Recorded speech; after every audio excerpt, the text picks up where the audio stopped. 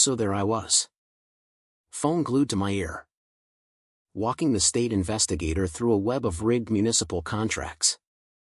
When this pearl-clutching HOA president and her entitled teenage son marched straight up my driveway like they owned the asphalt. Mr. Callahan, she cooed in that syrupy voice that could curdle milk. For the good of the community. It's time you handed over those Harley keys. Sharing builds character, especially for our promising young people.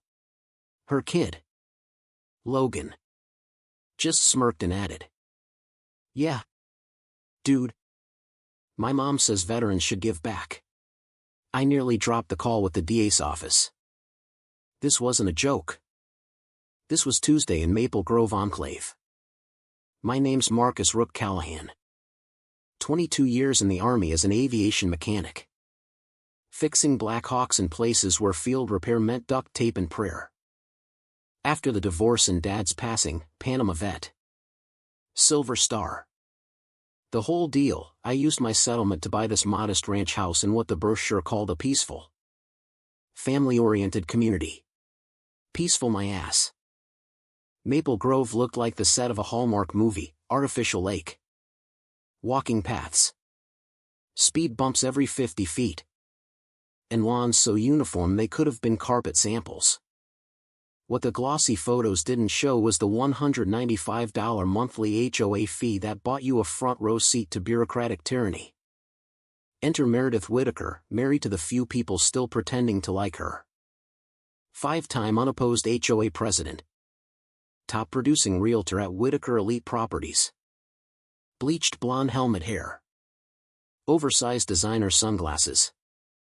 And a white Range Rover plastered with magnetic for sale signs that somehow never counted as commercial clutter. She spoke in corporate wellness slogans, community standards, neighborly harmony, preserving property values, while wielding bylaws like a medieval mace. My first official welcome came 3 weeks after I moved in. A certified letter declared my restored 1995 Harley Heritage Softail violated commercial vehicle restrictions under Section 4.2. Dad left me that bike in pieces, original paint faded. Engine seized. But every bolt carried his fingerprints. I spent 3 years of weekends breathing life back into her, fresh V-twin rumble. Custom seat worn exactly where my hands naturally fell. To Meredith. It was apparently the suburban equivalent of opening a chop shop.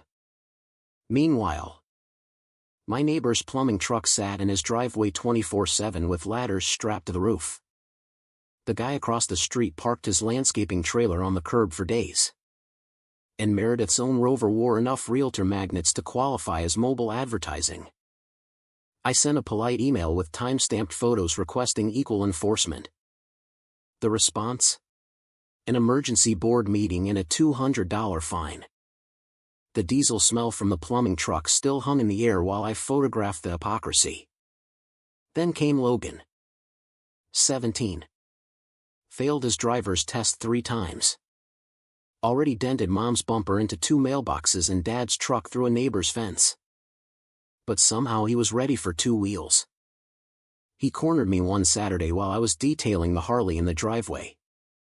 "Bro, let me borrow it for homecoming." It'd be legendary. When I explained insurance liability and the fact that it was my dead father's legacy. Not a party prop. His face twisted into that special teenage cocktail of entitlement and rage. He sulked off muttering about selfish boomers and how his mom was right about problem residents. By Tuesday I had 4 new violation notices, grass allegedly 1/4 inch over regulation, measured with their official HOA ruler. Of course. Trash cans visible for 12 minutes past the arbitrary cutoff. And excessive mechanical noise from changing my oil on a Saturday afternoon. The kicker? Meredith's own lawn service left clippings all over the street every Thursday. And her son's weekend party shook windows 3 houses down with 0 fines. The sweet scent of her overpriced candles drifted from her open windows while certified letters piled up in my mailbox like parking tickets in hell. I stayed quiet at first. 22 years in uniform teaches you when to observe and when to strike. But I watched. And I documented. Every notice. Every photo. Every timestamp. My garage became mission control, laptop humming next to the tool chest. Coffee pot working overtime. The low rumble of the Harley occasionally reminding me what freedom actually sounded like. That's when Carla Mendoza from next door knocked. Single mom. Middle school teacher. Raising 2 sharp kids while working nights.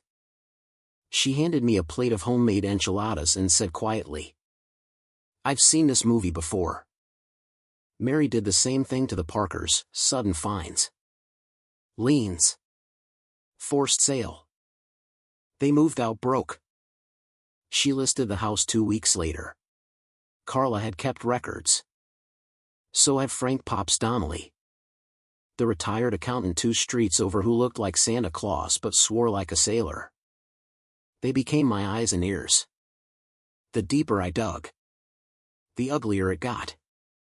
Public records showed a pattern: targeted homeowners, veterans, single parents, retirees, hit with cascading violations. Unpaid fines became liens. Meredith's shell company, Community Preservation Partners LLC, quietly bought those liens at 50 cents on the dollar. Then the properties went into foreclosure or distressed sales. Guess who handled every listing? Whitaker Elite Properties. 8 homes in 4 years. Over $1.8 million in commissions. All while she preached protecting our beautiful community at monthly meetings. Logan's obsession escalated. First the polite ask. Then the public tantrum in my driveway loud enough for half the block to hear, "You're hoarding stuff that belongs to the community." His mother's words verbatim. A week later, my new security cameras caught him at 2:17 a.m. trying to hotwire the Harley with a coat hanger, and what looked like a YouTube tutorial paused on his phone. The motion lights snapped on. He froze like a deer in headlights. Then tried claiming he was checking for thieves. The scratches on the tank still make my blood pressure spike. I didn't call the cops immediately. I documented. Because bullies fold when you hit them with overwhelming, undeniable proof. The breaking point came when Logan tried to teach me a lesson about cooperation. I was away visiting my aunt when the cameras pinged. There he was in my garage at 1:40 a.m. loosening the brake lines just enough to fail gradually on the road. Not enough to kill, just enough to cause an unfortunate accident that might convince the neighborhood I was unsafe. 43 minutes of crystal clear 4K footage. Fingerprints. The metallic scrape of tools on my father's bike still echoes in my nightmares. That same week, Carla recorded Meredith cornering her at the mailboxes. Voice dripping fake concern, "It's such a shame about single mothers who associate with troublemakers. Community support can disappear so quickly." Textbook witness intimidation. I called in the cavalry. Pops cross-referenced every lien and sale. Carla quietly gathered statements from other victims. I fed everything to Sarah Klein, the housing attorney who specializes in HOA abuse, and looped in my contact at the state attorney's office, the same one I'd been consulting on public corruption. Federal mail fraud statutes made those certified violation notices the perfect paper trail. RICO potential if we could prove the pattern. The grand finale was the emergency HOA meeting Meredith called to push enhanced vehicle restrictions that would have effectively banned motorcycles. She took the podium in her power blazer. Manicured nails tapping for emphasis. Tears glistening on cue. "We must protect our families from dangerous elements," she declared. Eyes flicking toward me. The room split, half nodding along out of fear, half shifting uncomfortably. I waited until she finished her performance. Then I walked to the front, laptop in hand, and connected to the projector. "You all heard a story tonight," I said calmly. "Now here's the truth. Slide 1, Timeline of Selective Enforcement. Slide 2, financial records showing liens bought at discount by her own company. Slide 3, 8 families displaced. Every sale funneled through her agency. Slide 4, security footage of Logan's break-in and brake tampering. Slide 5, the audio of Meredith pressuring Carla. The room went dead silent except for the sound of phones recording. Meredith's face cycled through colors, red, white, then a sickly green. "These are fabrications," she shrieked. Voice cracking. "This is harassment." Detective Ramirez from the sheriff's office stood up quietly. "Mrs. Whitaker, you're under arrest for mail fraud, conspiracy to commit fraud, witness intimidation, and contributing to the delinquency of a minor." Handcuffs clicked. Logan, sitting in the back, looked like he might puke. 2 federal agents moved in on the code enforcement officer who'd been her willing accomplice, the guy whose cousin was married to Meredith's sister. Small world. The crowd erupted. Victims who'd lost homes started crying. Others who'd stayed silent out of fear began applauding.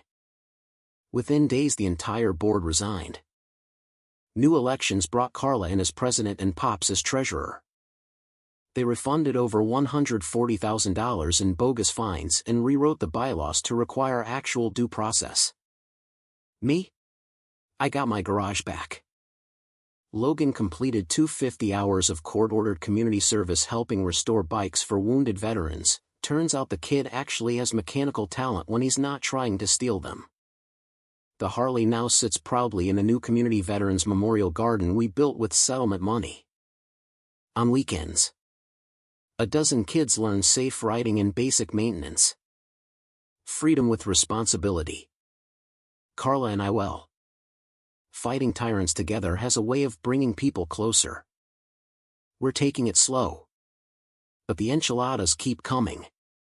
Maple Grove isn't perfect, but it's no longer a fear factory. Property values actually rose once word got out that the neighborhood finally had backbone.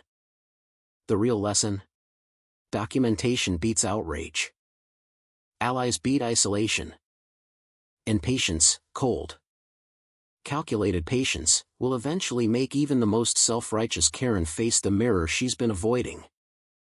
So here's the question that always sparks the best debates in the comments: when the system is weaponized against you, is patiently gathering evidence and exposing corruption the right way to fight back, or should good people just shut up, pay the fines, and follow the rules to keep the peace? Who is really destroying the community here? Drop your take below. I read every single one. And if your neighborhood has its own HOA horror story, share it. You're not alone. Hit subscribe if you want more tales where the little guy finally hits back. See you in the next one.